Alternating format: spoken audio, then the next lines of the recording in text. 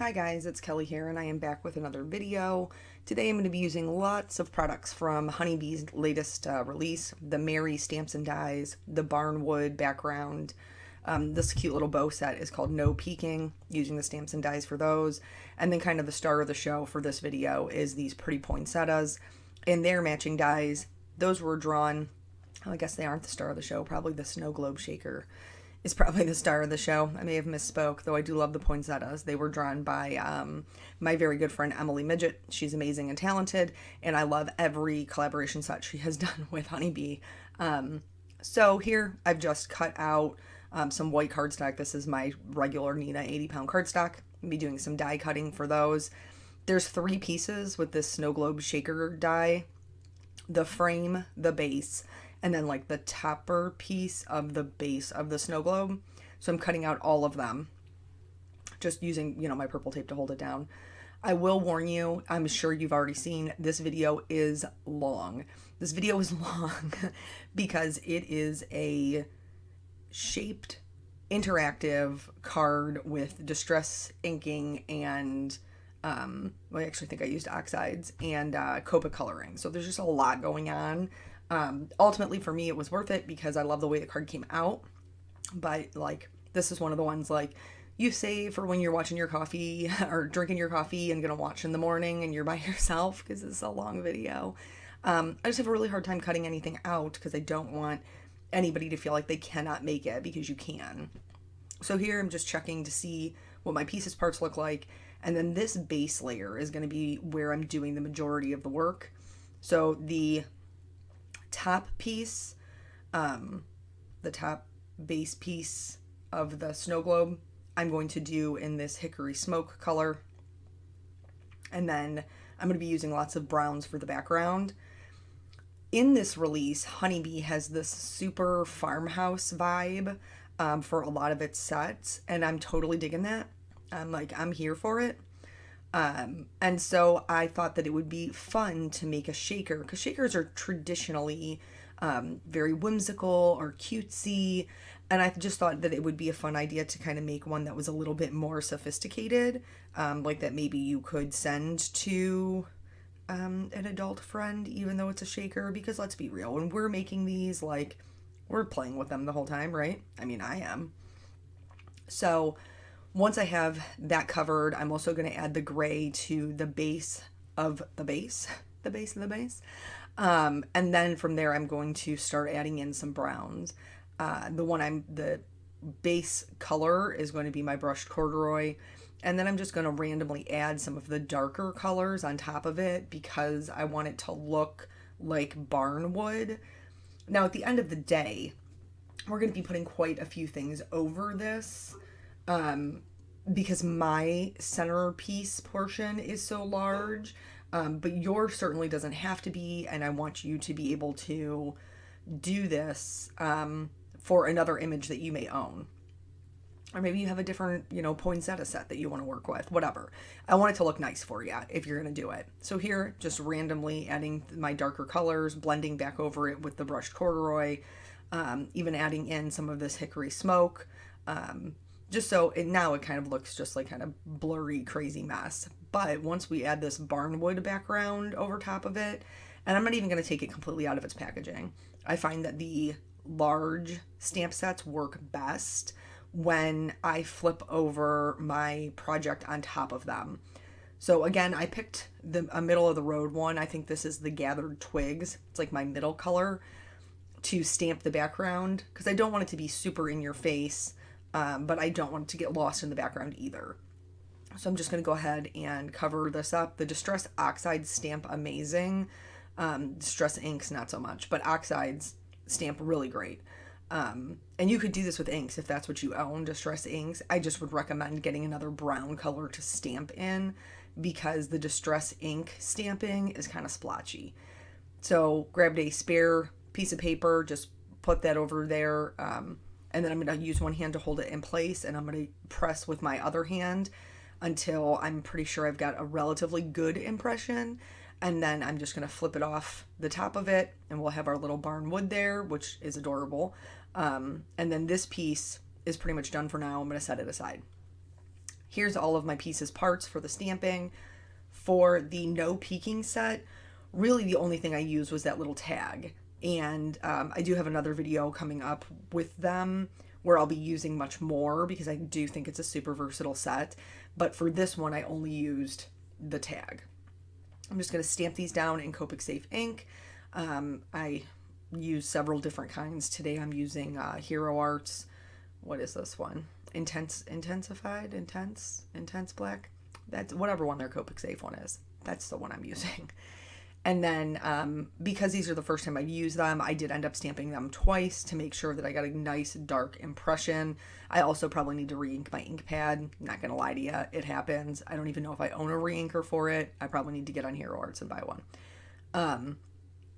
But so there's that, and then I'm going to fill in that blank space with my extra greenery that I want more of. So the berries that are included, I totally love these. I think they're great fillers to create like a large bouquet, or in my case, it's really more of like a boutonniere or a spray.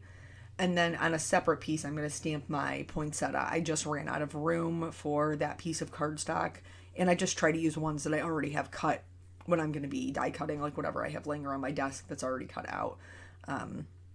So stamping that down, and then I decided to go with a white poinsettia. It's been a hot minute since I colored anything white, and I knew that I was going to have, like, I wanted the berries to be red, and I wanted the bows to be red, and so I just wanted something that was going to be contrasting. In order to color anything white, we've talked about it, but it's been a while, so we will revisit. In order to color anything white, you're just adding in the shadows. So you do want to leave white on whatever object it is that you're coloring. So for me here with these petals, I am leaving the edges white. I am only adding shadows to the center of the petals, and then anywhere they're tucked up under another petal. I start with my lightest color, work out to my darkest, from my darkest back out to my lightest. That's just the way that I color everything. But for me, because I am heavy-handed, whatever color I start with first will be the color that I put down the most of. I have no idea how to break that habit. It's just the way that I color. But because I know that about myself, I can compensate for it by starting with my lightest color. So once that's down, then I'm going to go in, and you're going to see that for the vast majority of it, I'm not adding very much. A line here or there. I'm not trying to eat up my highlight. So just trying to add in the darkest parts, and it's going to look gray.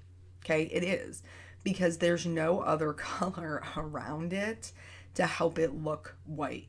Right now it's just white on white, and so your flower is going to look super gray. Don't worry about it. If you start to think that it's getting too gray, pull out like a colored piece of paper and put it on top of it. So that way you can see that it does still look white, that you're not coloring a gray flower. And then, just keep kind of going and working. You'll see that my darkest color that I went out to, I think was a C7, but I only put that in one part of the flower. So like, just because I pulled out 4 colors doesn't mean that every petal got all 4 colors. It certainly did not. But I needed to have it there's one petal that's under like 2 other layers of petals, and it's tucked back real deep into the center of the flower, and I needed it for that, because otherwise my dimension wasn't going to be there, because it needed to be dark in just that one little corner of the flower. So almost done with the C3, and then we'll move on to the C5, which we'll add even less of.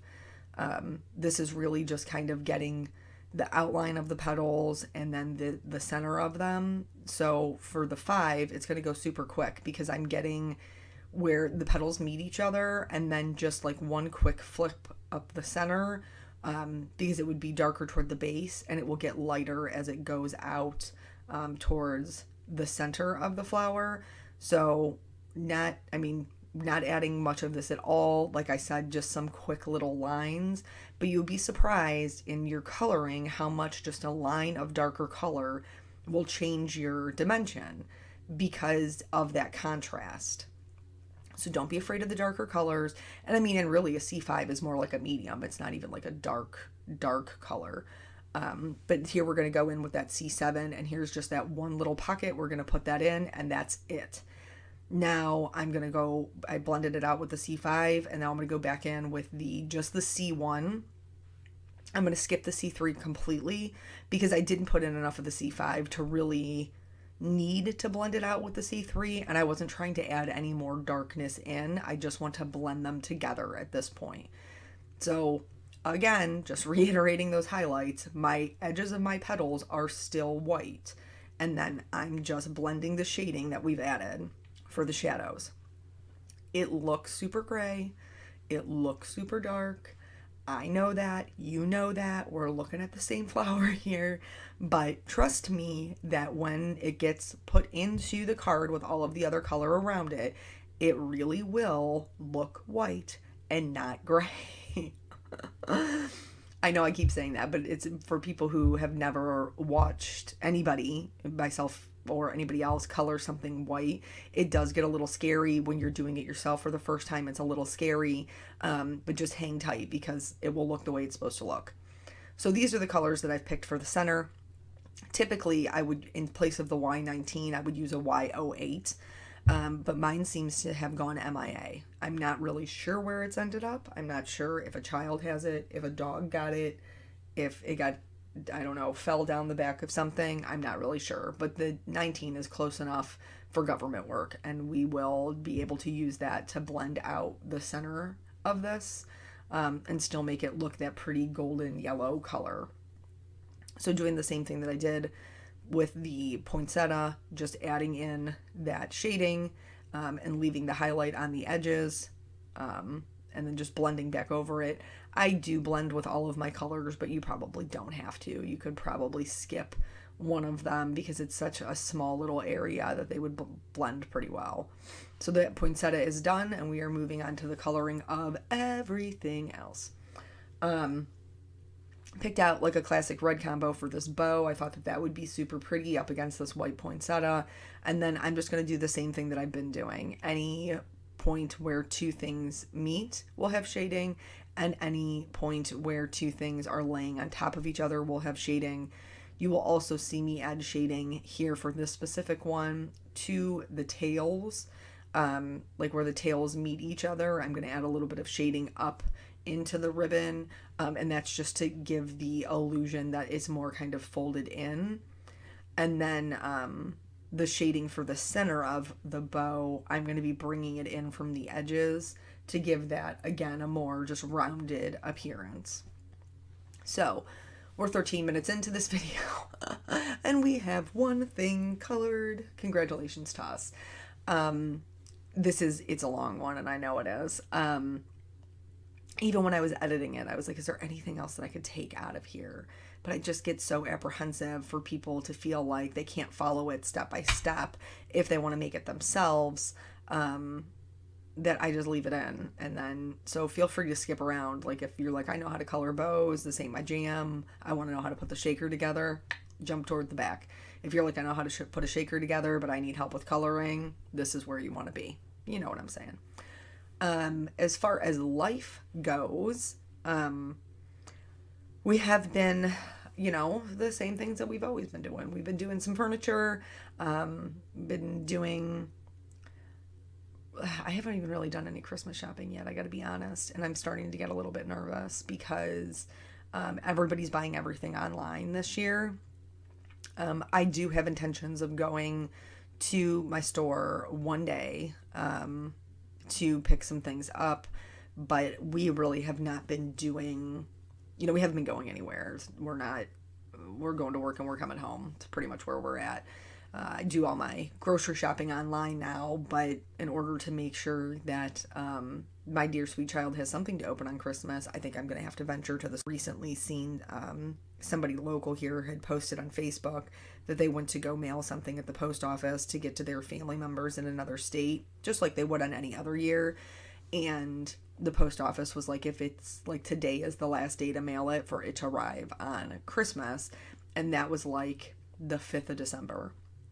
So I know there was something that my mom ordered for somebody else in the family, and then something that Eric ordered that both of them, even though they were supposed to be here before Christmas, both have gotten notifications saying that they won't be here until, I think Eric said it would be here on Christmas Day, and my mom said that it would be here in January. So lots of shipping concerns. So I do think that I'm going to have to just suck it up, Sally, one day, go to the store, and then just knock it out in the one day. So we'll see. We will see. Yeah. So that's where we're at on the Christmas shopping. We are all decorated for Christmas. Oh, I didn't even address, because it's been so long since I had a video, I forgot to tell you. My COVID test was negative. Sorry. Yeah, it was negative. I don't know if I just had a weird like sinus infection thing. I know there's been a couple of people at work who have had it. Another lady that I work with, she thought that she had it, and then she tested negative, and so it turned out to just be a regular sinus infection. Thankfully, like, she does not have it, but it does seem to be, more prevalent in my little bubble now than it has been before. And I don't know if that's just because it's cold and flu season, or if because people are just like, I'm over this curfew lockdown thing and I'm gonna go do what I want to do. I'm not really sure what the influx is from, but we're, I gotta go to work. It is what it is. Just try to disinfect my desk, and they do have a cleaner who comes in daily and cleans all the desks, and you disinfect your desk when you sit down, and then pretty much I just stay in my little area when I'm there. We're fortunate enough that we have a big enough space that we can spread out, so I don't have anybody on either side of me. So just, by myself. I am sitting back to back with somebody, so there's like four, is there four? Yeah, there's 4 spots. And we call it a pod, so nobody's right on top of each other. It's like a U shape. And then, so I have somebody who sits catty corner to me, but we're back to back. So there's that. But I am very nervous about Christmas. As you know, I missed Thanksgiving with my family because I was apprehensive that I might have it. And I just really don't know. About Christmas. And I am very just anxious about the whole thing. And I know I'm not the only one. I'm not the only person living that life. So, as far as, like the furniture thing, that's been going pretty well. Up until this china cabinet. This china cabinet is my china cabinet. So, of course, I mean, I would much rather things go wrong on my china cabinet than other people's items. That's for sure. But so we had like a week-long break in between projects that we were doing for other people. It feels weird to me to say clients. I don't know why. Customers, clients, I don't know. Other people. I'm comfortable saying that. And so we had like a week in between where we just had this one bench that we were working on. And the bench was relatively, I don't want to say, it was a good sized bench, and it was a storage bench, but it wasn't anything that was like a whole table set or anything like that. And so we decided that Eric was going to work on the bench and I was going to work on our china cabinet. So at least one room in our house was done. And so we took everything apart, like the buffet and the hutch, and then took off all the hardware, cleaned everything really well, scuff sanded it. And then we used, what is it? Zinsser shellac-based primer. That's what we used. And because it's shellac-based, it's supposed to seal in any bleeding that you might have. Because I wanted to paint the inside of the hutch and the inside of the buffet white. I thought that would look super pretty. The inside white, and then the outside is like a pine mountain color. And so that was that was the game plan. So I needed to seal it off because when I painted my end tables, this was quite some time ago, this was at the beginning of summer, I did have bleeding through my white paint. And apparently that's something that's very, very common.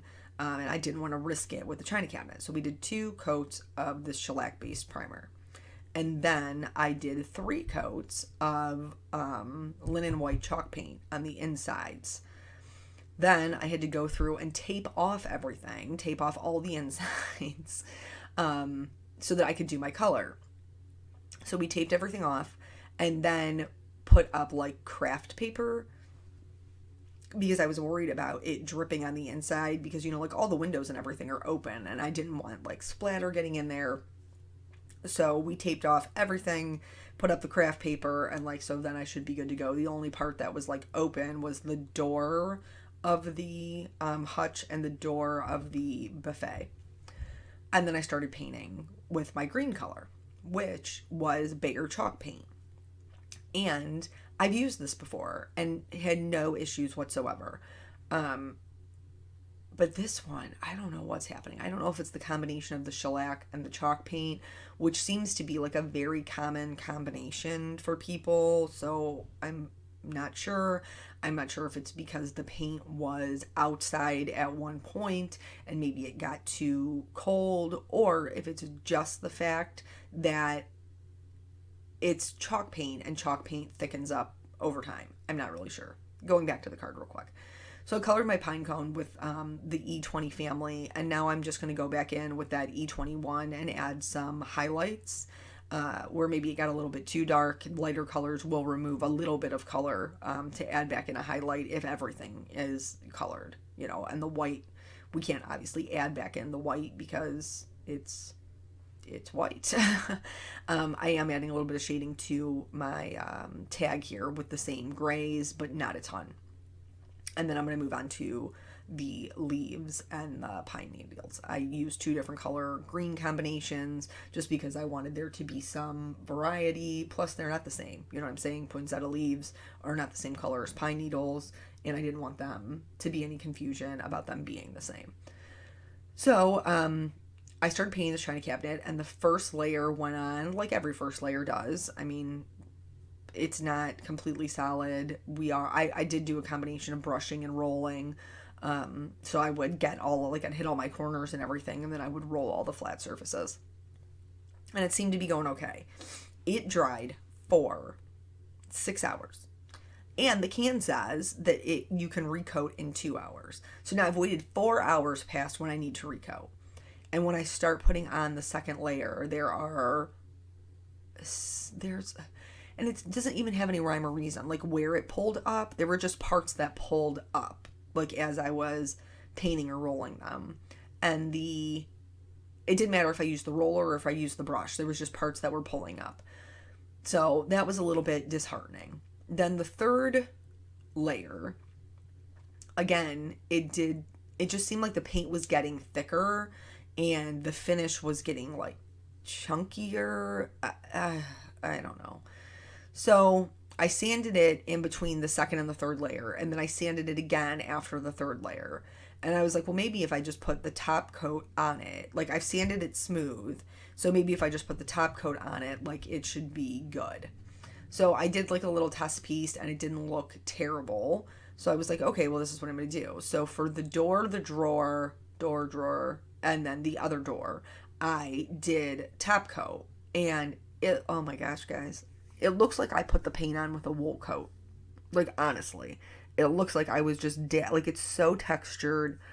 So pretty much all of last night, I was just, like, super bummed out about it. Because I was like, I've already devoted all of this time to it. It looks like trash.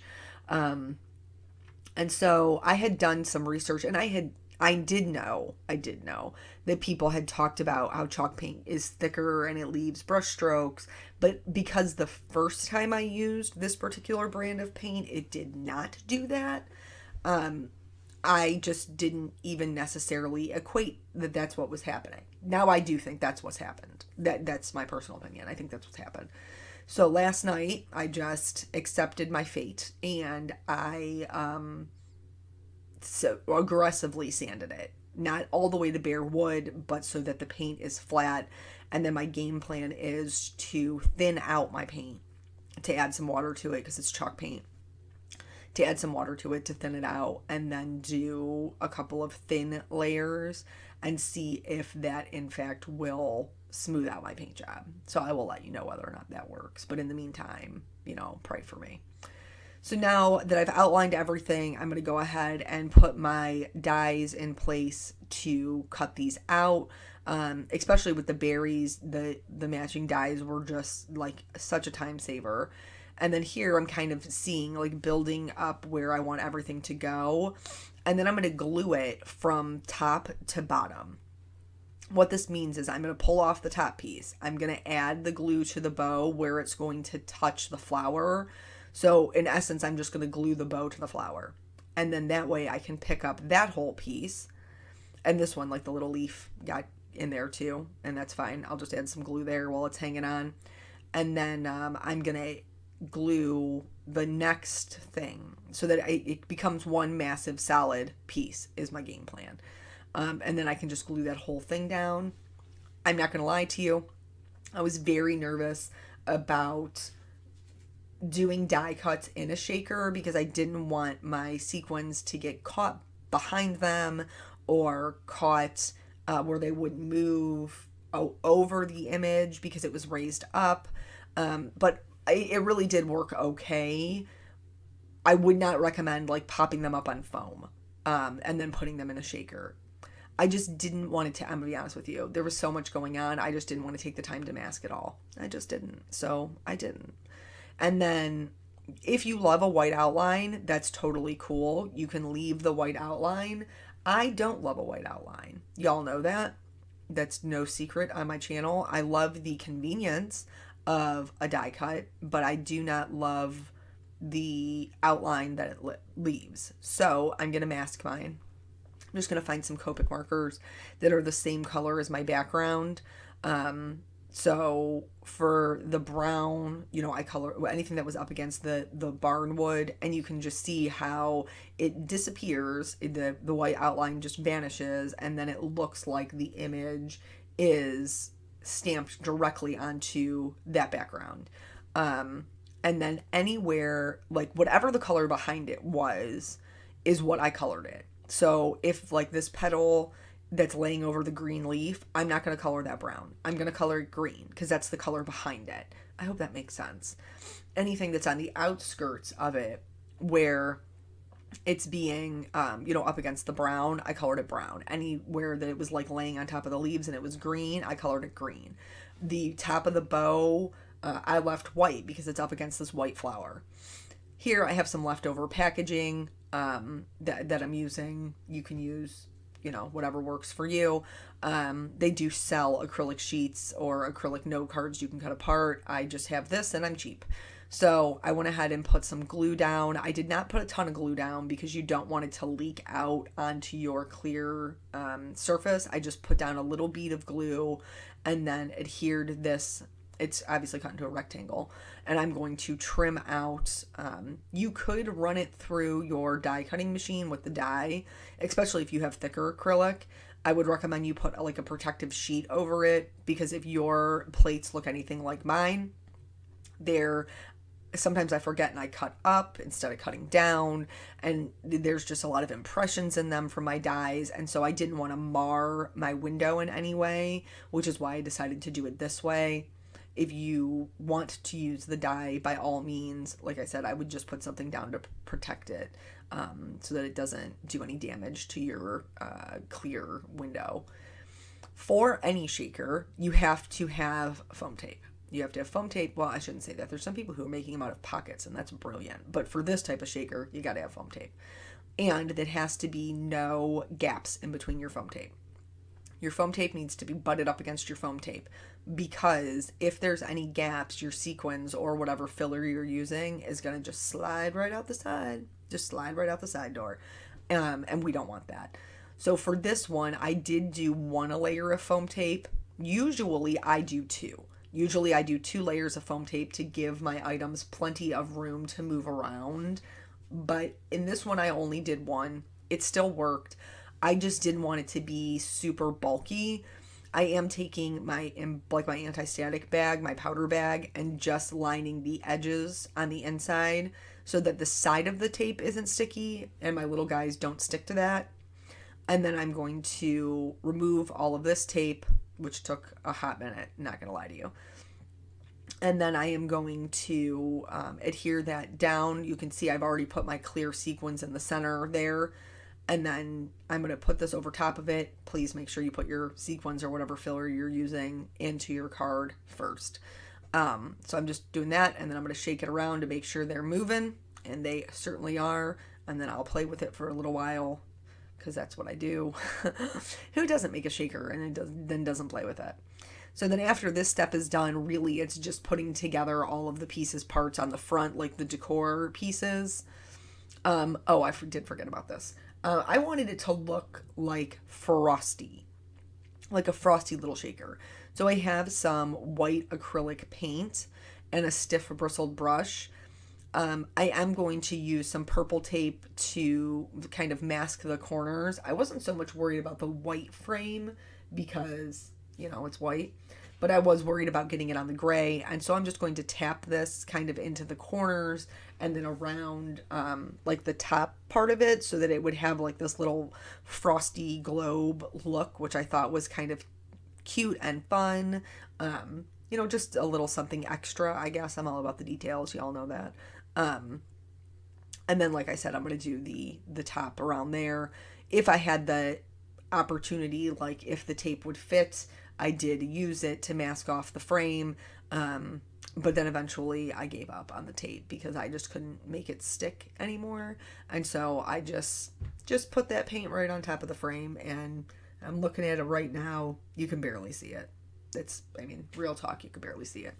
So there's that.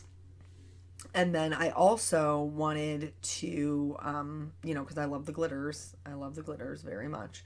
I'm going to put this together first. This is just like the little decoration portion of it. So I have these cute little pine needles. I'm going to tuck some berries in behind it.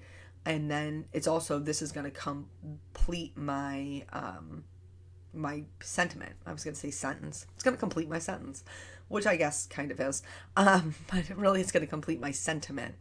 Again, doing the little trick around the white portion of it. I did leave it white at the top.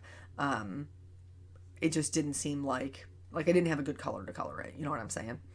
So for this little tag, which I am using the regular Hero Arts black dye ink, in this set, there's a little teeny tiny one that says "and bright," so merry and bright. So I stamped this kind of at a diagonal to finish my sentiment, which I thought was super cute. And then I tried it with, I'm be honest, like you see my baker's twine up there. I tried it with the full baker's twine, like maybe wrapping it around there. But I didn't like it. It was too bulky. It was too thick. It just really was not making my heart go pitter patter. So I'm going to glue on the Mary, this is the, just the word, not with any of the, like it has a stitched outline and a regular outline. And then I'm going to put that in there once I, get my stuff together. And I'm going to tuck my little Y there underneath this little pine needle. And then that's going to be where I end up putting my tag as well, so that it reads merry and bright. And I did not use the baker's twine. What I ended up doing was pulling it apart. You can see my little leftovers up there, and just using the black to make a little tiny bow to finish that off. If you have any other, thinner threads or anything, that would also work. This is just what I had on my work surface, and I was too lazy to find something else. So that's that. So once I put the bow on it, I did, which I don't even know if I showed you, but I did go back to add, there, yes, I did show you, good for me. I did add some stickles to the berries on the outside, and then I kind of outlined the pine cones so it would look like snow. Not that it's white, it's not, but, glitter snow. Snow's glittery, kind of. And then I did do like a series of little dots into my frosty area so that would also be nice and glittery. And I think it came out super cute. It's like more sophisticated shaker. If you've made it to this point, you are a saint. Let's be real. I totally appreciate you hanging in there with me. And, my bright was kind of a little floppy. So I ended up like putting a little piece underneath it to hold it up. and so that it was flush. But that's now am I done? Am I ever going to be done? Now I'm done. Okay. So thank you guys so much for joining me. I genuinely appreciate you hanging in here. I know it's a long video. I will hopefully be back soon with another video, and I will catch you then. Bye.